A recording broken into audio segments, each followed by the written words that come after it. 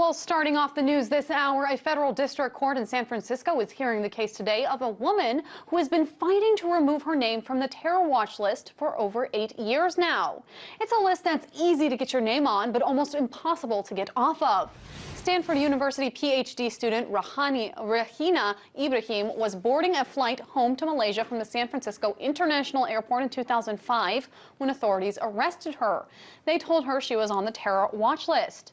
Now, eventually, Mrs. Ibrahim was allowed to travel again, but her student her student visa was revoked, and she was not allowed back in the U.S. The evidence levied against her is unclear at this point, and the government argues that revealing the information that put her on that list would jeopardize national security. And Mrs. Ibrahim is not alone.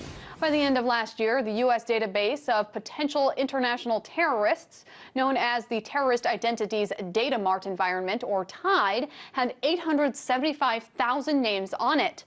That's up from 740,000 names in just the year before that.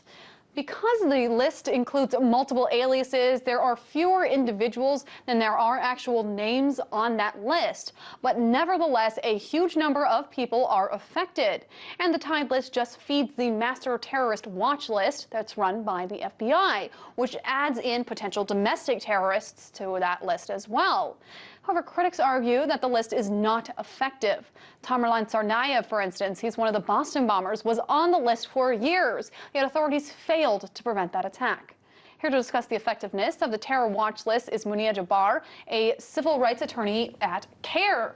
Thank you so much for joining me. Now, first of all, let's start talking about how you get your name on that list. Is there any bona fide way that will tell them you're on that list? Well, the government doesn't reveal officially to people whether they are on the list. And what we see usually happen is that a federal law enforcement agency may, quote unquote, nominate people, including U.S. citizens, to the watch list and then never reveal the reason for being included on the watch list or even officially let them know that they are on the list.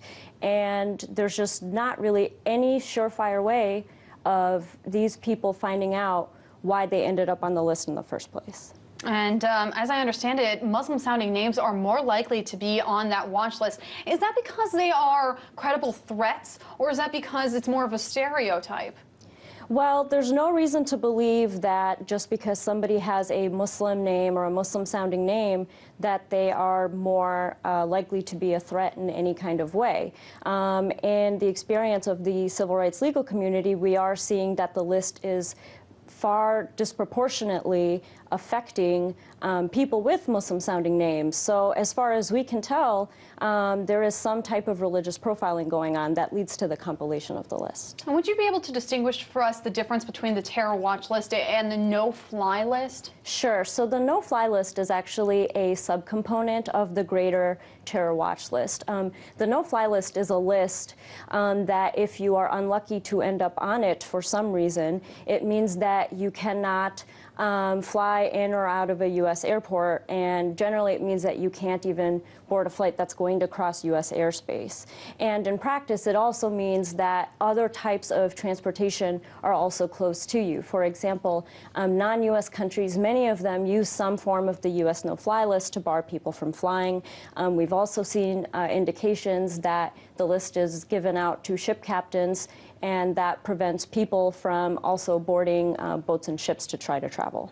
Sure. Now, we've heard of law enforcement and federal agencies using racial profiling in the past. Take, for instance, the surveillance of the mosques in New York City. And that policy of racial profiling was actually very popular among New Yorkers. So is that reason enough to continue these practices because there's not enough pushback?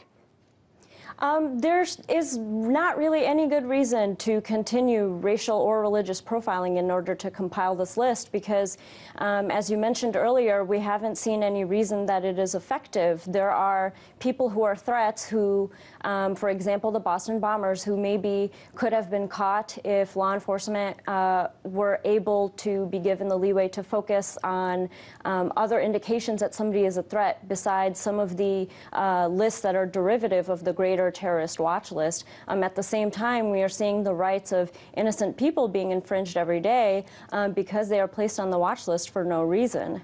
So, for example, a lot of these people can't fly to attend to business matters, to attend to personal matters such as funerals, and it can be really heartbreaking for these people.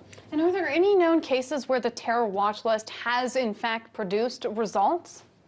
Not that I can tell you off the top of my head, and I'm not going to say 100% that there are not cases where some derivative of the watch list did legitimately aid law enforcement, but the problem that we're seeing right now is that there's just far too much error. The watch list obviously is not 100% helping us catch legitimate threats, but the watch list is also catching too many false positives. Too many innocent people are being put on the list and affected, and they just don't know why. And we have just about 30 seconds left, but what about similar names between two people, say two Megan Lopez's, for instance? Unfortunately, that can definitely lead to a problem. So, for example, if there is a Megan Lopez who has legitimately aided, or not legitimately, but has actually engaged in some kind of wrongdoing, if you maybe have a similar birthday to her, there is a chance, definitely, that at an airport you would accidentally be flagged as that person and falsely identified as a threat, and maybe not even allowed to board the plane. It's a very scary notion indeed, that a simple name can get you on a list that could potentially have the government watching you. Munia Jabbar, civil rights attorney for CAIR, thank you so much for joining me. Thank you.